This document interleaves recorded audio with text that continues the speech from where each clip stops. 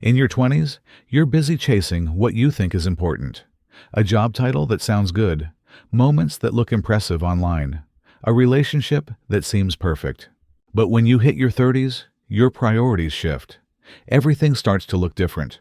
This decade isn't about collecting achievements.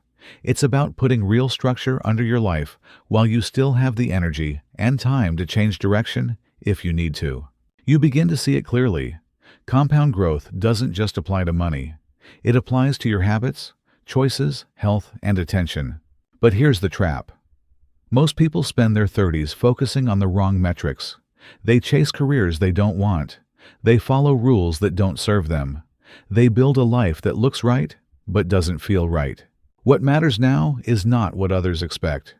It's what will still matter to you when you're older, looking back. The things that grow in value, not the things that give you quick comfort. In the next few minutes, we'll break down what really matters in your 30s. Money, time, work, health, relationships. And at the end, I'll show you one small shift that makes every area grow faster without needing more hours or more effort. If that already shifted your focus, like this video now, and keep going.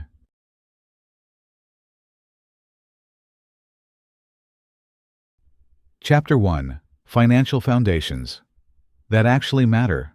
1% Rule. If you delay saving for 10 years, you don't just lose time, you lose hundreds of thousands.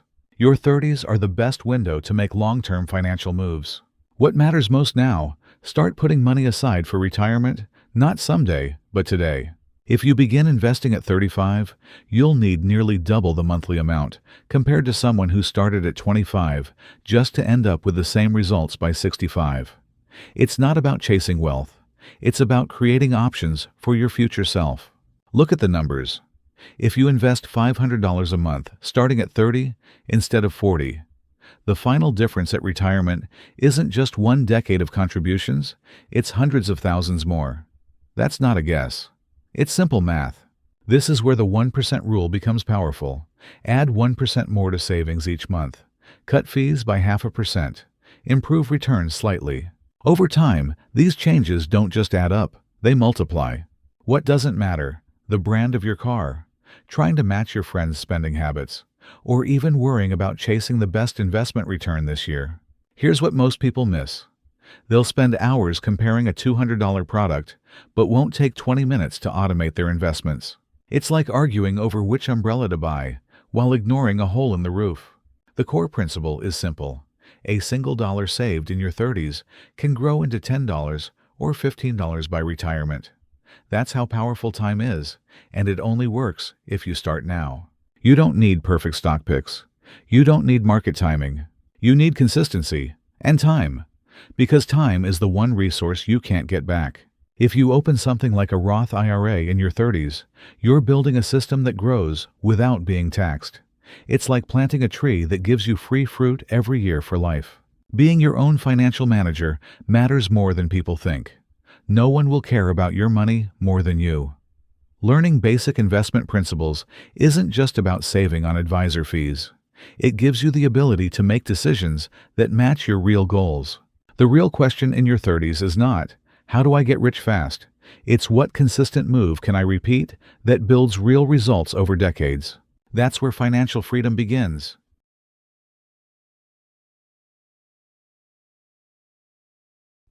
Chapter 2. Career Moves That Actually Matter. In your 20s, success often means chasing titles and recognizable companies. But in your 30s, you need a new definition, one that matches your life. Do you want more control, more meaning, more time, more income?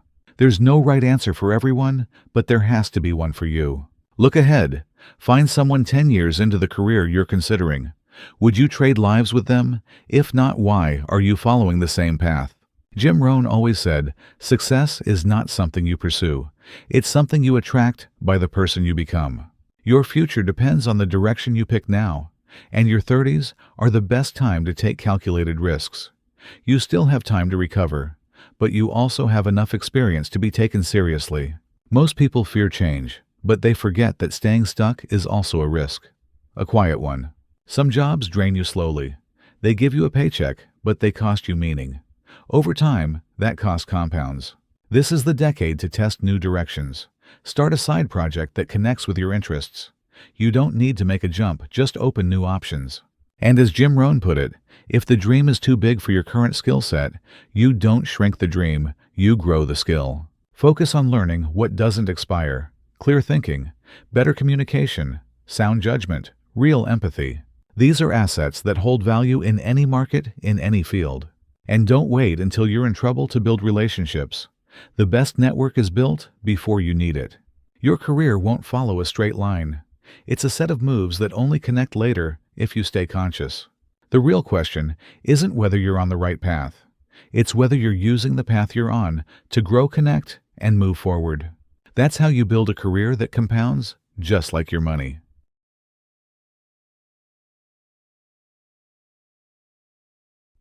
Chapter 3. Relationships that actually matter. We enter our 30s carrying a mix of relationships, some we chose, some we didn't. This is when curation starts to matter. Not more people, better ones. Research is clear. Close relationships are the strongest predictor of long-term happiness. Not wealth, not achievements, relationships. The Harvard study of adult development followed people for over 80 years. What they found was simple. Those most satisfied with their relationships at 50 were the healthiest at 80. So this isn't just emotional. It's physical. Your social life directly affects your health and longevity. You'll notice something else in your 30s. Your circle starts shrinking. That's not a problem to fix. It's a process to guide with intention. Learning someone's love language isn't fluff. It's about knowing how they feel, seen, supported, and understood. It's efficiency in connection. We joke about having no time for friends, yet we spend hours scrolling through highlight reels of people we barely knew in high school. It's like complaining about being hungry while throwing away good food. Be more patient with your parents. The relationship shifts in this decade, sometimes slowly, sometimes suddenly. Either way, it needs your maturity. Spending real time with people you care about has more long-term value than any career milestone. The best conversations don't happen on a calendar. They show up when time isn't rushed. Give your energy to relationships that give something back. The friend you can reconnect with instantly after months apart. The partner who chooses you again, not just at the start, but daily. Make space for connection that isn't interrupted by screens. It's become rare, which is exactly why it matters. Letting go of a connection that doesn't nourish you isn't failure. It's how growth creates space. As Jim Rohn put it, you're the average of the 5 people you spend the most time with, so choose those 5 carefully. The real relationship question in your 30s isn't, how do I keep everyone happy?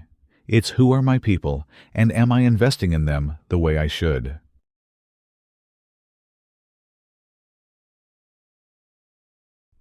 Chapter 4. Health habits that actually matter. In your 20s, health feels unlimited, like something you can borrow from endlessly.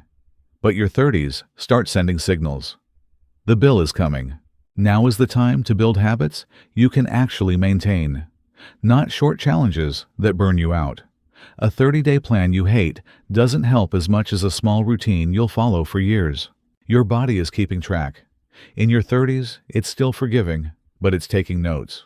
You might spend weeks trying to plan the perfect workout or diet and quit it within days.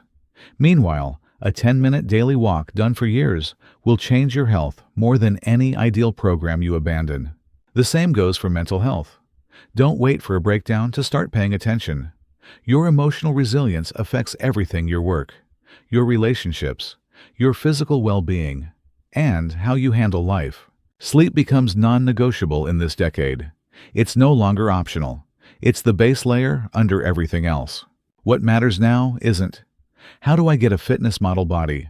The question is, what small health habit can I stick to for decades? And as Jim Rohn often said, take care of your body.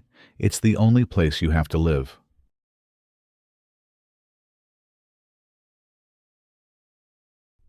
Chapter 5. Mindset shifts that actually matter. In your 20s, you form fixed ideas about who you are and what you can do. But your 30s are a chance to break those limits.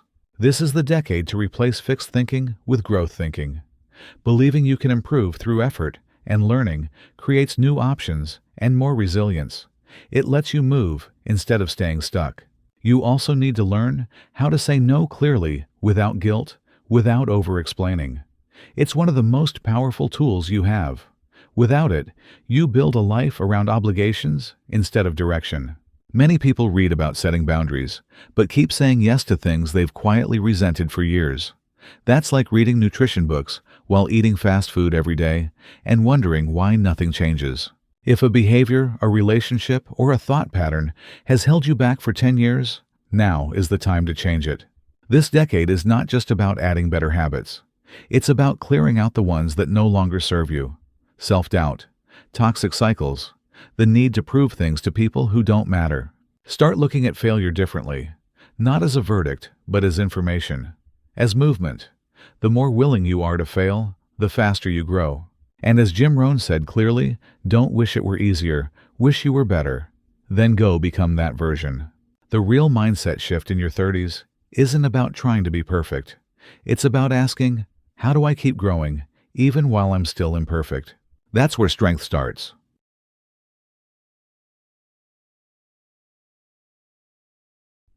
Chapter 6. Time Management.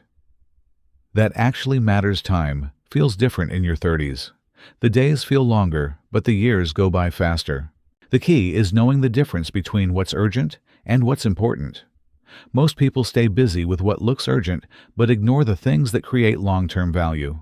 You keep reacting to small tasks and delay what actually moves your life forward. This is also the decade where time itself becomes more valuable than money. But most people still trade their time for things that add nothing. You say you're busy, but your calendar is packed with distractions. You feel drained, but you keep filling every gap with noise. It's like saying you're broke while shopping online every night. The contradiction is clear, but rarely addressed. To fix this, you need white space. Room to think, room to rest, room for ideas to show up. The best insights won't come from forcing more in. They come when there's space to notice what matters. Start protecting your time. Set limits. Say no. Not out of rudeness, but out of respect. Because how you use your time is how you live your life. As Jim Rohn said, either you run the day or the day runs you. The question for your 30s isn't how do I get more done? It's what can I let go of so I can finally focus on what matters most.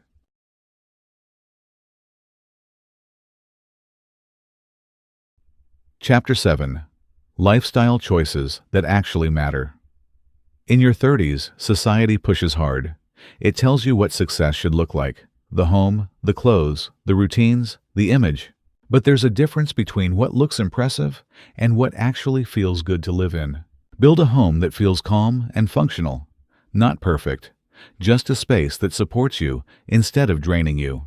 Make room for travel and new experiences while your life is still flexible. Not for likes or photos, but because it changes who you become.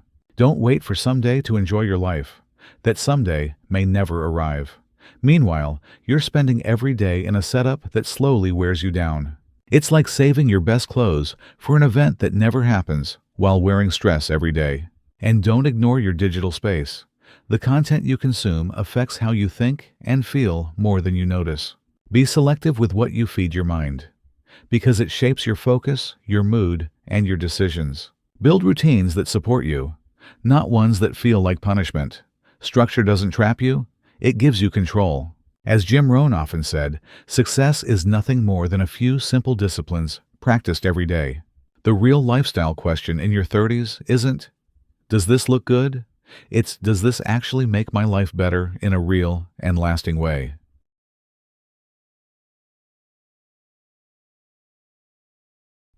Chapter 8. Purpose and Meaning That Actually Matter. In your 30s, deeper questions start to surface. The dreams you had before may have come true or changed. Now you're left with a different kind of space. A space to ask what actually matters. Find the point where passion, skill, purpose, and opportunity meet.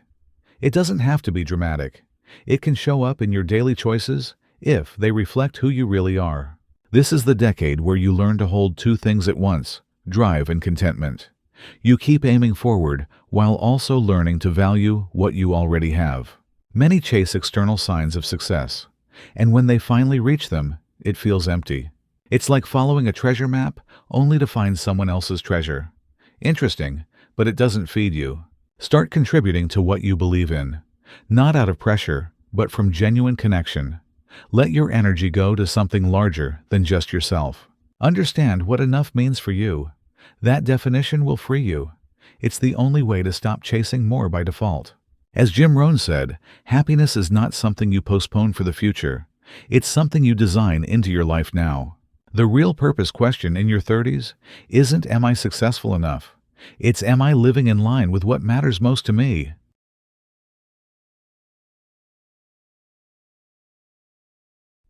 Chapter 9.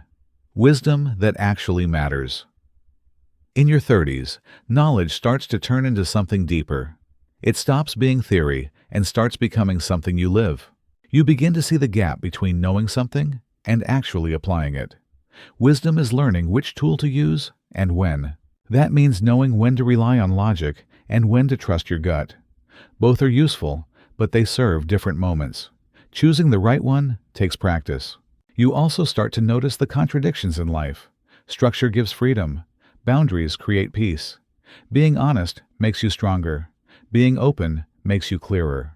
The world isn't black and white, and trying to force simple answers on complex problems leaves you frustrated. It's like trying to understand the whole ocean by looking at one wave. Practice mental preparation. Don't just imagine success, picture the obstacles and how you'll respond. Resilience comes from readiness, not just for the outcome, but for the struggle in between. Dig into your stress. Find out what really sets it off. When you understand the cause, you stop reacting blindly and start choosing your response. As Jim Rohn said, don't just learn, absorb. Don't just know, apply. That's how you build real power. The question for your 30s isn't, what else should I learn? It's how deeply am I living what I already know?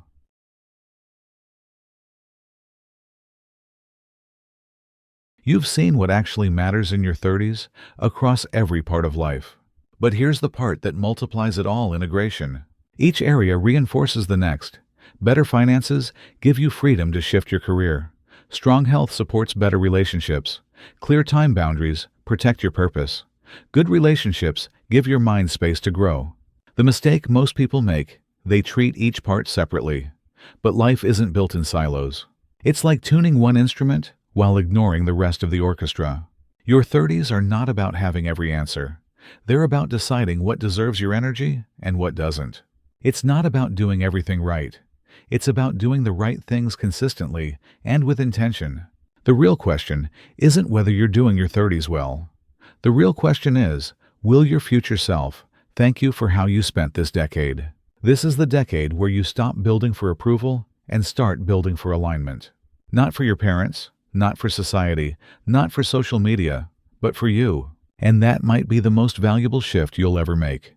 If this gave you clarity, hit subscribe so you don't miss the next one.